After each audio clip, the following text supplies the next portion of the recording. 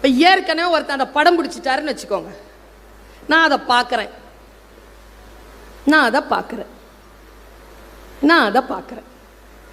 ஒரு சிந்தனையும் இல்லை, அதை பார்க்கிறேன். புத்தக வாசிப்பு என்பது நம்முடைய கற்பனையின் கதவுகளை திறந்து விடுகிறது.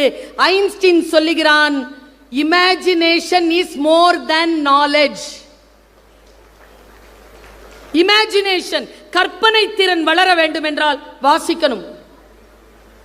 நாம் ஏற்கனவே யாரோ ஒருவர் வாசித்ததை அவர் படத்தில் சொல்லுவதை நாம் பார்த்து கைத்தட்டும். நான் இதை பல நேரங்களில் சொல்லியிருக்கேன், இன்னைக்கும் சொல்றேன். ஏன்னா வாசிக்கிற முதன்மை அலுவலர் உட்கார்ந்து இருக்கிறார். நான் ரொம்ப பிடிச்சு வாசிச்ச புத்தகம் எது தெரியுமா மேடம்? பொன்னியின் செல்வன். நீங்களும் தானா? நான் சொல்ற ஆள் பிடிக்கும்னு மட்டும் சொல்லிடாதீங்க, உங்க மேல பொறாம வந்துடும் எனக்கு. வந்தியத்தேவன்